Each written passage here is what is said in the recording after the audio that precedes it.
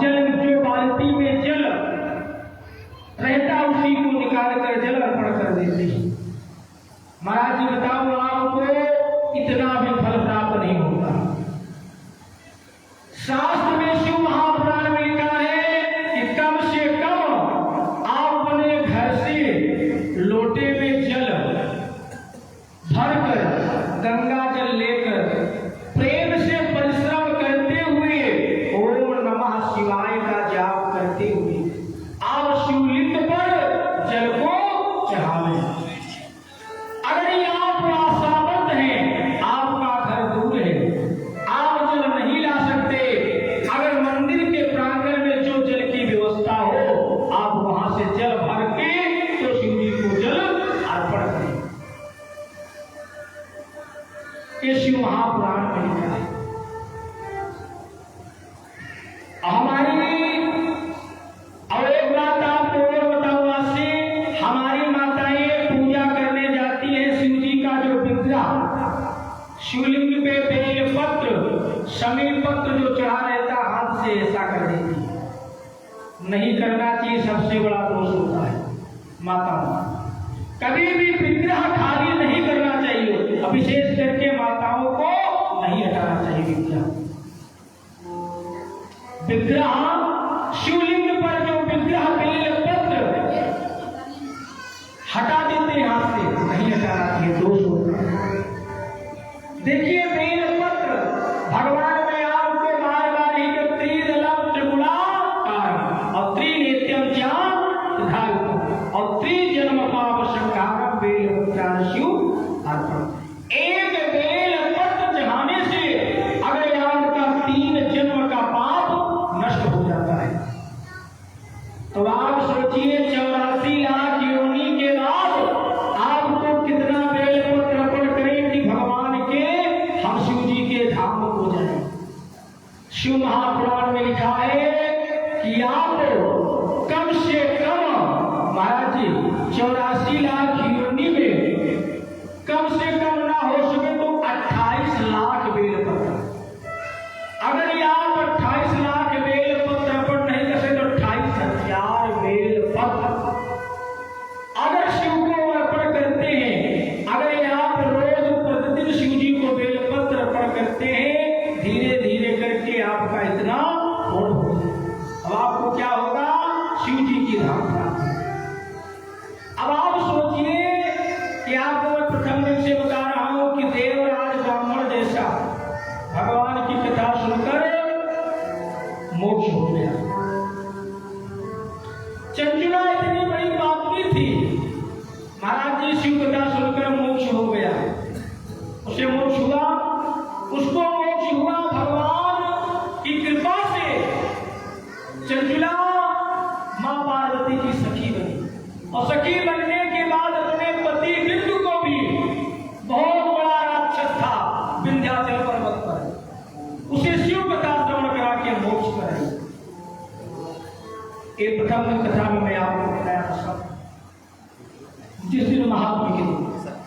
और आपको यही भी बताऊं, आपको एक एक बात मैं बता रहा हूं कि शिवलिंग का प्रादुर्भाव कैसे हुआ।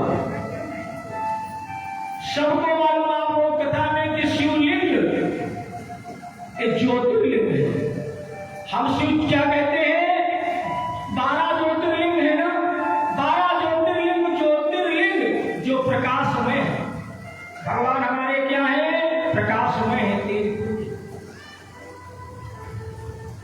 भगवान शिव जी आपको बताया कि जल की उत्पत्ति कैसे हुई। बेलपत्र, भांग, धतूरा, समीपत्र, आग कैसे उत्पन्न हुआ, लाल चंदन कैसे उत्पन्न हुआ। और आपको बताऊं कल की कथा में भी बताया, लिंग पुराण की कथा कि लक्ष्मी बेलपत्र क्यों कहा जाता है। लक्ष्मी बेलपत्र में, बेल के वृक्ष में लक्ष्मी का वास क्यों होता है।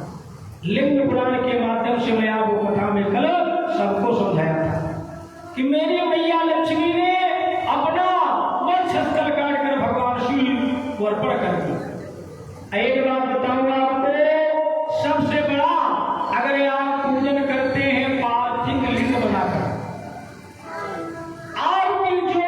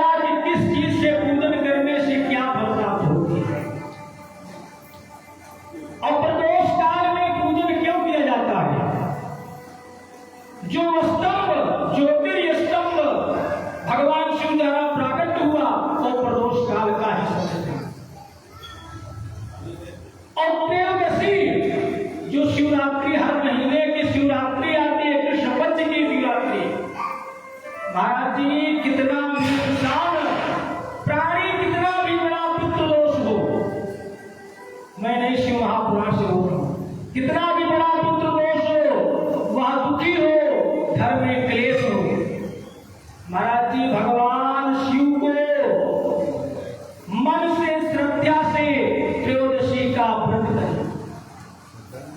जो कृष्ण पक्ष की त्रयोदशी शिवरात्रि के दिन हर कृष्ण पक्ष में त्रयोदशी पड़ती है।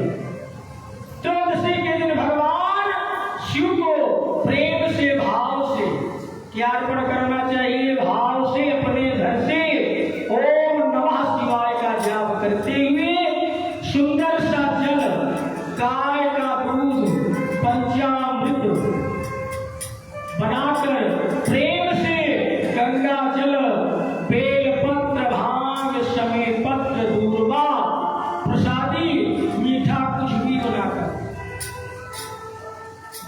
भगवान को घी का दीपक जलाना चाहिए। प्रेम से भगवान शिवलिंग का पूजन करना चाहिए।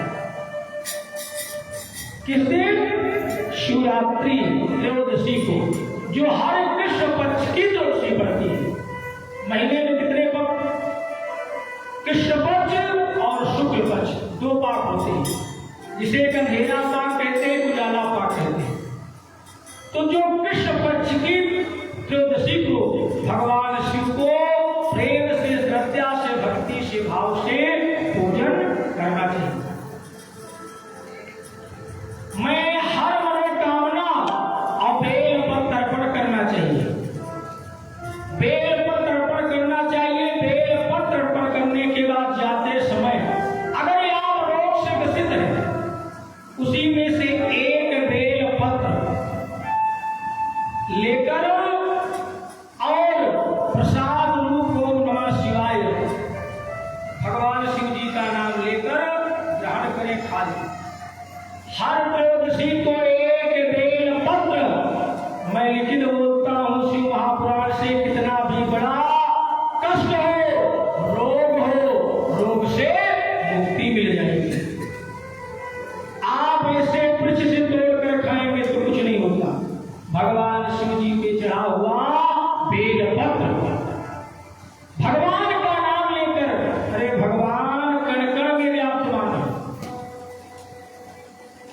महाराज जी शवदेव है भगवान शिव जी, देवों के देव महादेव।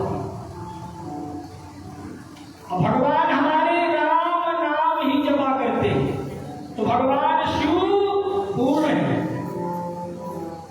सृष्टि का शुभारंभ कौन किए? भगवान शिव जी, और प्रलय कार्य कौन करता है? शिव जी।